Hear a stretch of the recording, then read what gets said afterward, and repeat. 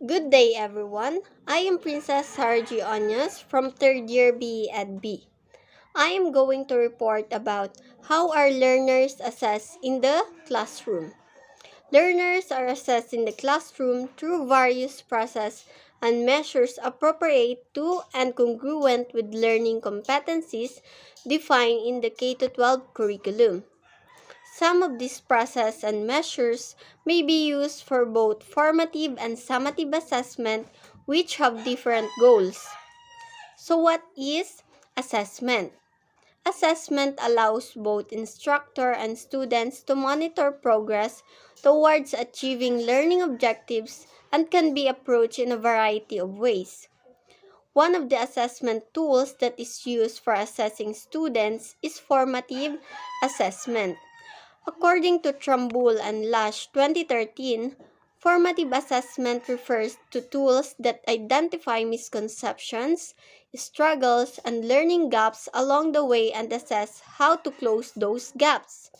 It includes effective tools for helping to shape learning and can even boost our students' ability to take ownership of their learning when they understand that the goal is to improve learning, not apply final marks. It can be include students assessing themselves, peers, or even the instructor through writing, quizzes, conversation, and more. In short, formative assessment occurs throughout a class or course and seeks to improve student achievement of learning objectives through approaches that can support specific students' needs. Formative assessment can be assessed individually and collaboratively. Formative assessment enables the learners demonstrate independently what has been learned or mastered through a range of activities such as check-up quizzes, written exercises, performance, models, and even electronic presentations.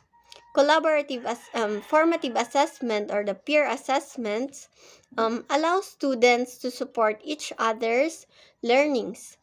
Discussions, role-playing, games, and other group activities may also be used as performance-based formative assessment wherein learners support and extend each other's learning. Ideally, formative assessment strategies improve teaching and learning simultaneously. Instructors can help students grow as learners by actively encouraging them to self-assess their own skills and knowledge retentions, and by giving clear instructions and feedbacks.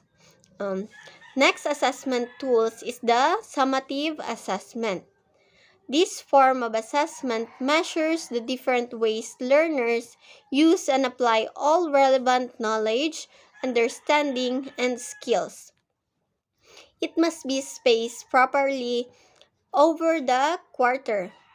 It is usually conducted after a unit of work and or at the end of the entire quarter to determine how well learners can demonstrate content knowledge and competencies articulated in the learning standards.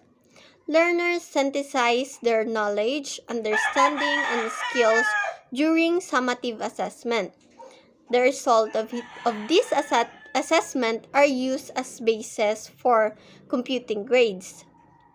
Summative assessments evaluate students' learning, knowledge, proficiency, or success at the conclusion of an instructional um, period, like a unit, course, or program.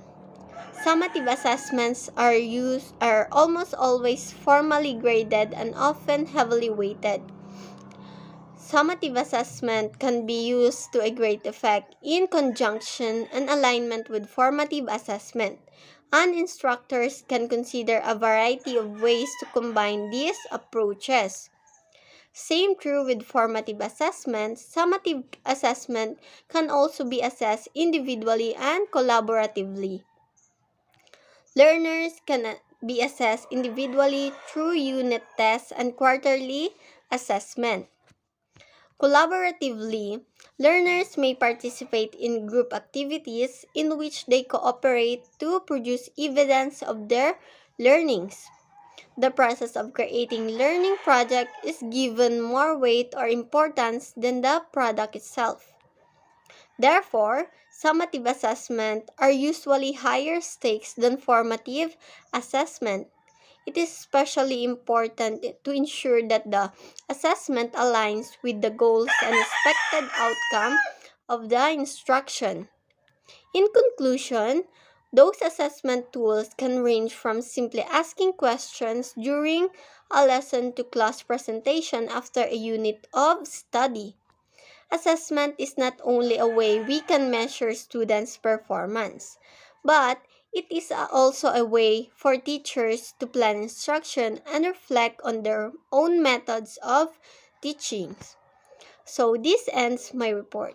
Thank you and God bless.